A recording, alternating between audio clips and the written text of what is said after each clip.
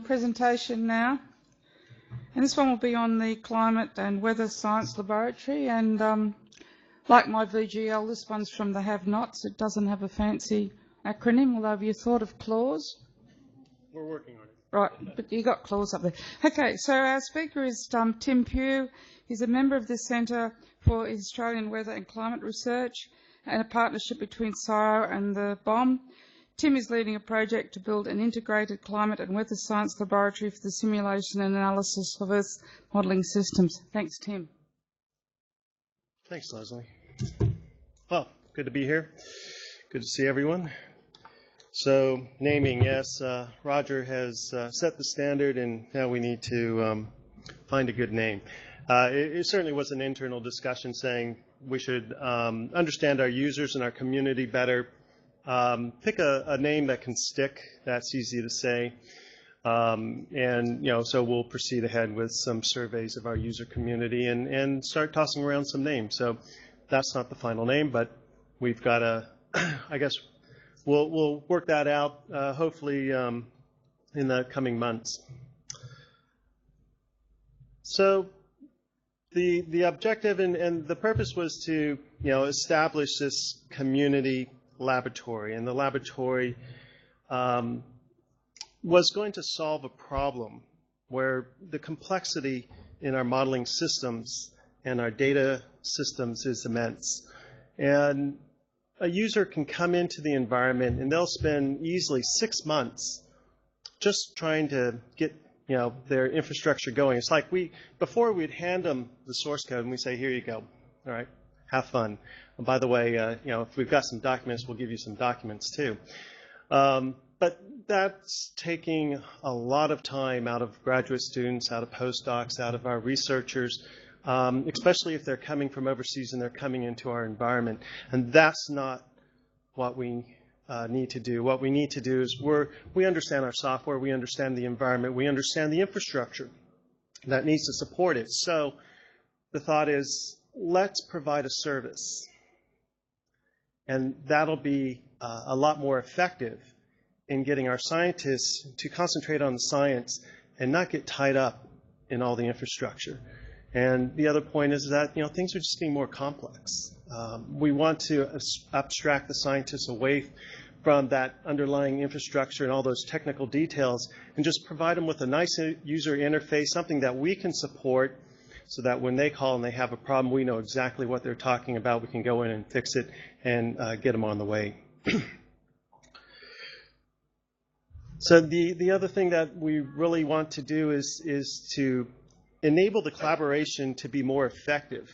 And so that means if I were to create an experiment, I wanted Ben Evans to have that experiment and do some more work on it, then what I'd like to do is point to where that experiment is and tell Ben to go and copy it, right? So this is how I share my experiment. He should get the same result that I got.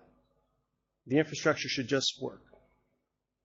And then he can go and tweak the parameters, modify the source code, bring in a new radiation scheme, his whatever he might be working on. And that's the collaboration. That's the value that goes back into our modeling systems. And we want to get our scientists and our users and our students better engaged. So now this particular laboratory isn't going to support any modeling system. What we have is we have something called ACCESS. It's the Australian Climate Community and Earth System Science Modeling Framework. And it's a set of defined models in which we understand how to work them together. We understand the infrastructure that needs to be provided to them. And so we have this fixed set of modeling systems, modeling frameworks that we can work with and support. And so using that, we then can develop a national infrastructure for climate and weather prediction, climate projections, so that really becomes a supportable facility. And it's also going to support, besides coupled modeling, uncoupled modeling. So, within an Earth system model, you're going to have various components, subcomponents, from the atmospheric model to the land surface model to the ocean model to the sea ice model, and who knows what someone else is going to come up with, the social economic model that's going to plug into it. But we have a framework that we can work in, and so people can do that. The virtual laboratory just finishes that off by giving you the interfaces to make it easier for you to come in and use it and have it be reproducible and traceable. The second part of this is scientific workflows, that we have data processing that has to go before the model run, we have data processing after the model run, and then we've got the post analysis. And so this kind of goes into developing a workflow, again, having reproducibility and traceability as the core function. And so if someone says, I want to do what you've just done, I can point them to the function that did it, the workflow that did it, and they should be able to go off and produce the same result. If I got it wrong, they'll be able to tell me, which is always a good thing, and then go in and fix it. But that's all under a version control system so that we understand what my run used and what their run used. The next part of this is looking at the collaborative content that we create under the virtual laboratory. So that's the experiments that one runs, the data one produces, the software that one uses. And so that becomes the major content that we want to capture under the virtual laboratory and then be able to share that with the community. The last part of this is, the data library, and that management is very important. And the amount of data that we're going to manage is quite extensive. So this starts looking at both the storage that's under the HPC system out to the storage in a project area, then to significant data sets that may show up in our DSI.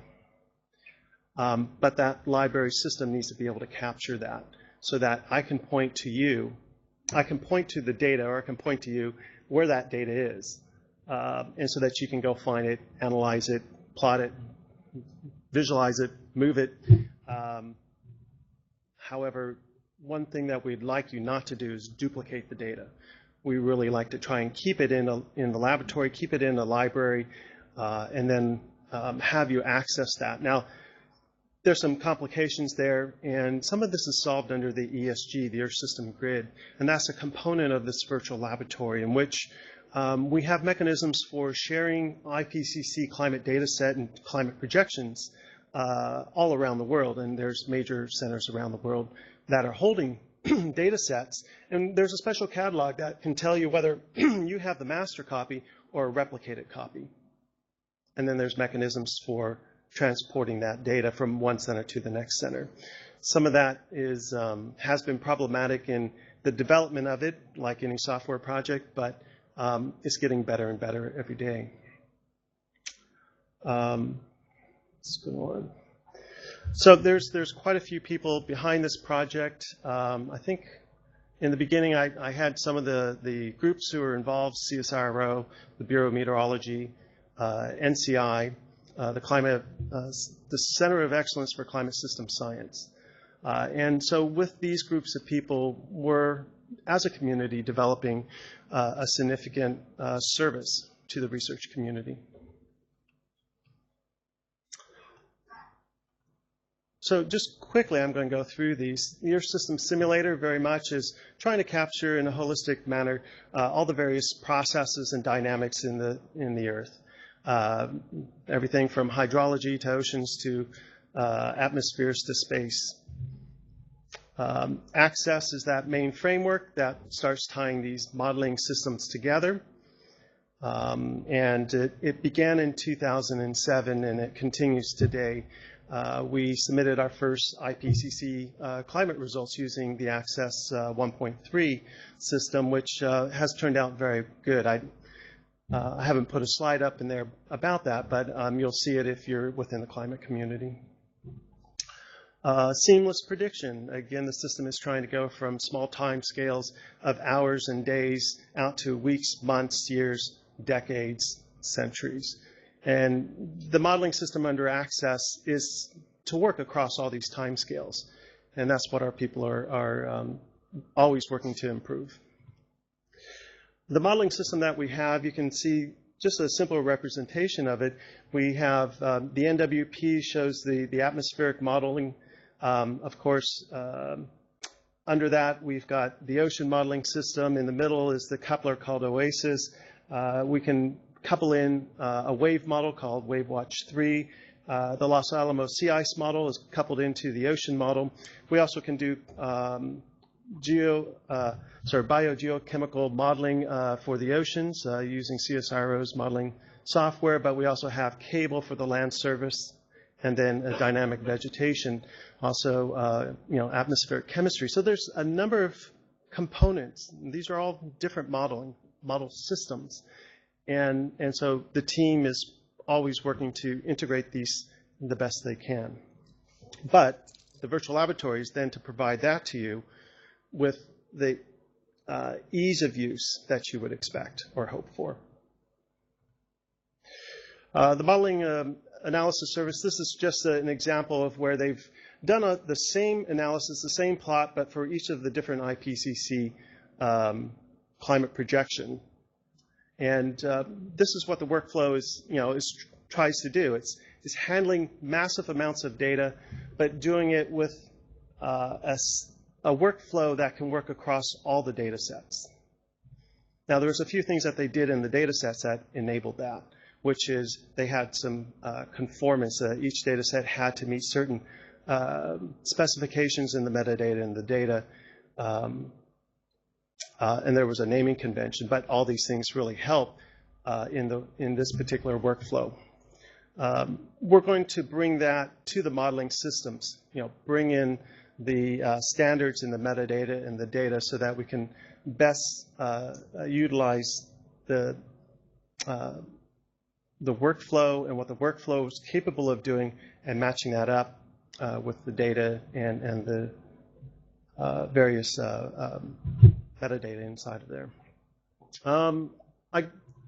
The one last thing is that we've been hearing about Hurricane Sandy and the nor'eastern cold front, but this is exactly the kind of work that the virtual laboratory would be looking at, not in a forecast sense, but to say what happened.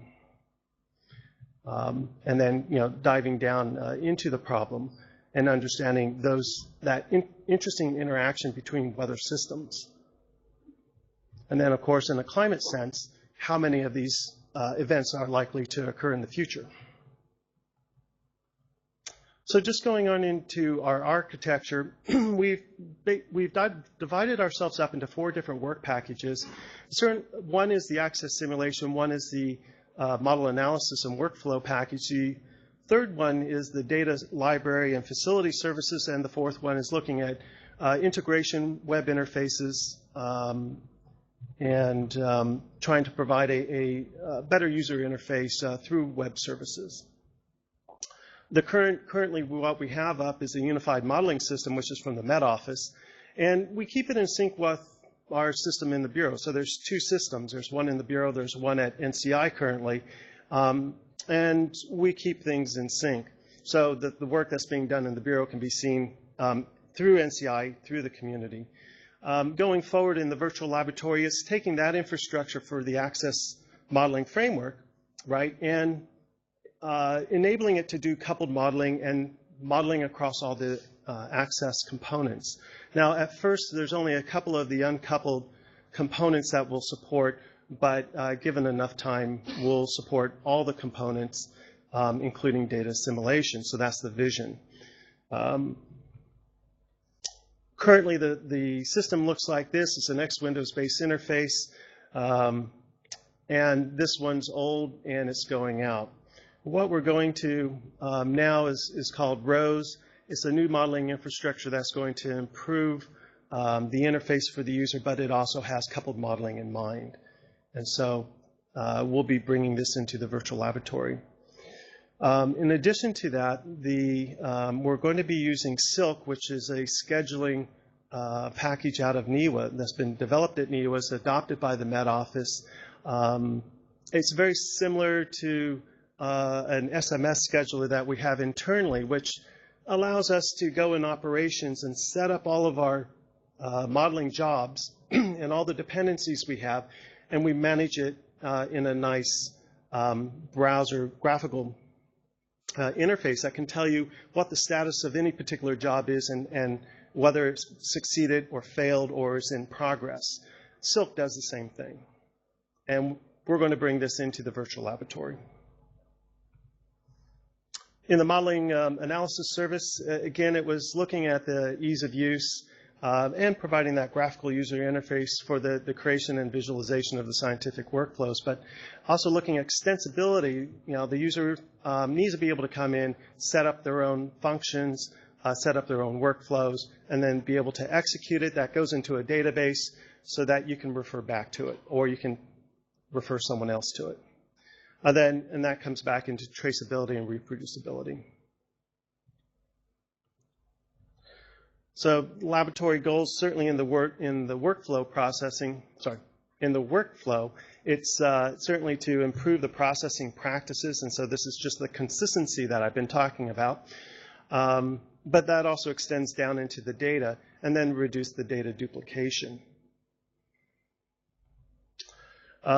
Scientific workflow was an interesting one where it was developed in CSIRO, but it really wasn't a standard. And meaning that it wasn't a community-supported workflow that you might have heard about, like Yabby or Workplace or something like that. So we asked them to go back and find a workflow package that we could take these special functions that they've built into it and put it into an existing community-supported workflow package. Some of the things that they found that the workflow packages didn't do was, and it was more of how they treated data, which was a collection of files as opposed to like an aggregation. We really want to say, here's the climate projection, and you want to be able to access it, but not have to worry about each individual file. The workflow package behind it will take care of that. So you kind of work at a higher level, which is really nice. And then, of course, the other things were reusing the workflow, having multiple data sources because of the number of IPCC data sets so it was important to be able to try and script that as easily as possible. Well, let's just get on to what they picked, VisTrails. So they found it to be an intuitive drag-and-drop graphical interface. It's supporting the Python language. It's currently used in some of the ultra-scale visualization for the Climate Data Analysis Toolkit, which is being funded by the Department of Energy in the US. And it fit very well into the Python modules, or the Python interface that we have and that we're building within the laboratory. So there's very much in the weather and climate modeling for the Access service and the Access framework is a lot of it's Python based, and so we are finding the model analysis supporting Python as well. And so there's a nice consistency there. And of course then it's just a matter of using the same Python modules. We're working on that, where we can get different people in the community wanting to use different packages, and we can only support so many, so we're driving them to a fixed set. The data library and facility services, and this is NCI, Ben Evans and his group is going to be providing both the data library, the cloud services, and the data analytics. So, within the data library are the interfaces that all the packages in the workflow and the Access framework will be working against. So when it needs to access data or register data, then it'll be using that data library.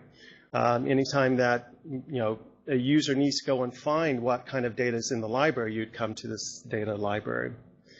Under the ESG, there's already a fixed set of applications, such as if you're trying to do data access, this the thread server.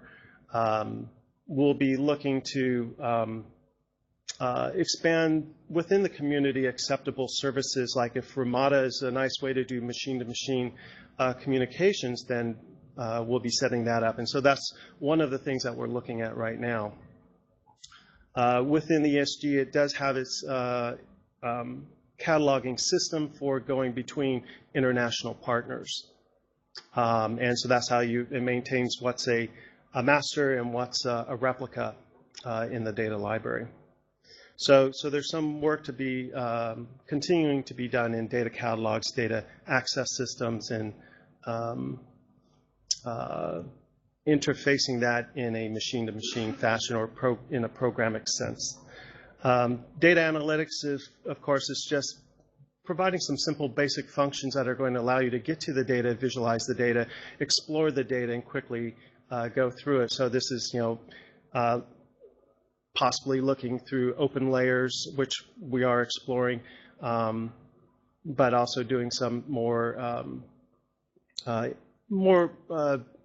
guess we're exploring what kind of analytics are the community would want or would be of interest. So interoperability is a big thing for us for IMOS turn RDSI and looking at how to enable access and also to help people find the data. And lastly, there was the cloud services and that infrastructure that's going to be provided through their services. The last part of this was just laboratory content that we identify. 4 major contents is the project database, experiment database, software repositories, and data repositories. So we'll provide web interfaces to access each of those. For example, the experiment database, there's one in the access framework and there's also one in the workflow. But we'll bring it together and give the user an appropriate view of that information. So the last part is just community feedback, and that will be at the AMOS 2013. Again, talking about what we've released by the end of this year, looking at interfacing with the community, engaging with the community at AMOS, but we're also looking for other opportunities to engage with the user community. I guess the last thing to note is that the infrastructure will be released about every 6 months, and we'll do minor updates about every 3 months. And the virtual laboratory is expected to be supported out to 2015. Thanks.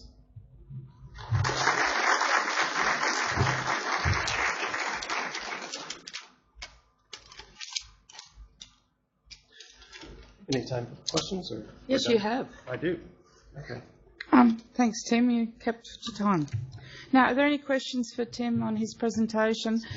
And if there are, can you please go to the microphones because it's quite a large room. This lot do take a while to work out some questions, don't they? Well, that's all right. Well, I can keep talking. I know you can.